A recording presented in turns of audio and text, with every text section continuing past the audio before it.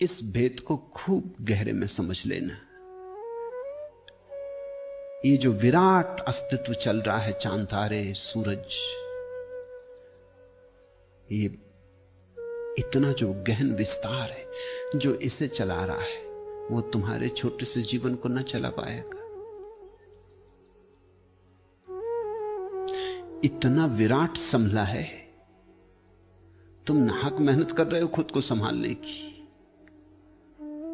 जिसके सहारे सब संभला है, उसके सहारे तुम भी संभले हुए हो,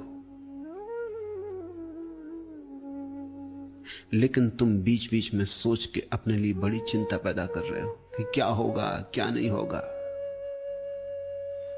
मैं मर जाऊंगा तो क्या होगा, मैं अगर न रहा तो दुनिया का क्या होगा। ऐसा चिंता करने वाले लोग भी हैं। तुम्हारे बिना कोई कमी ना पड़ेगी। तुम नहीं थे तब भी दुनिया थी, तुम नहीं रहोगे तब भी दुनिया होगी। सब ऐसे ही चलता रहेगा। तुम्हारे होने से रत्ती भर भेद नहीं पड़ता, तुम्हारे न होने से भेद नहीं पड़ता। तुम तो एक तरंग मात्र हो। सागर पे एक तरंग को यह ख्याल आ जाए कि अगर मैं न रही तो सागर का क्या होगा, तो तरंग पागल हो जाएगी। तरंग के न रहने से सागर का क्या होता है? सारी तरंगें भी शांत हो जाएं तो भी सागर होगा। और तरंग है भी नहीं, सागर ही है। सागर ही तरंगाए थे।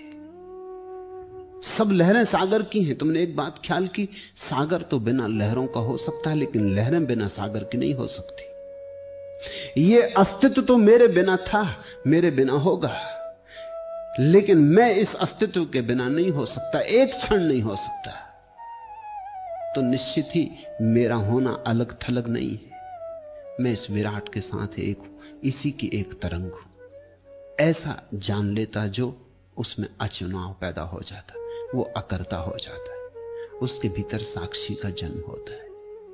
और साक्षी हो जाना इस जगत में महत्तम से महत्तम घटना है। चैतन्य का ऊंचा से ऊंचा शिखर है।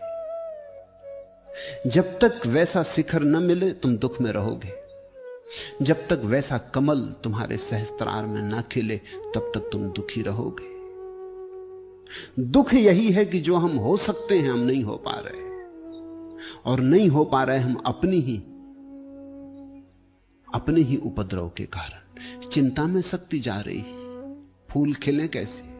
विषाद में प्राण अटके, फूल खिले कैसे? रोने में तो सारी योजना डूबी जा रही, मुस्कुराहट आए कैसे? सारा जीवन तो आंसुओं से बहा जा रहा। फूल ढले तो ढले कैसे?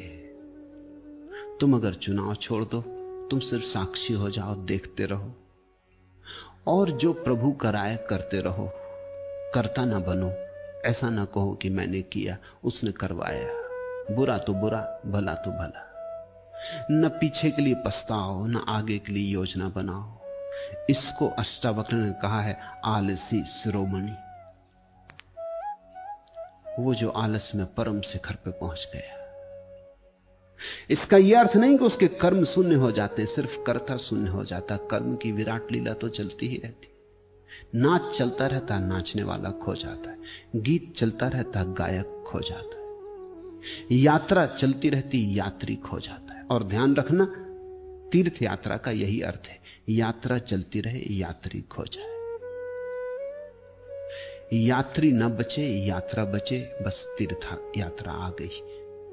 तुम तीर्थ यात्रा बन गए, तुम स्वयं तीर्थ बन गए। अब तीर्थंकर होने में ज्यादा देर नहीं। हरिओम तत्सत। आज इतना।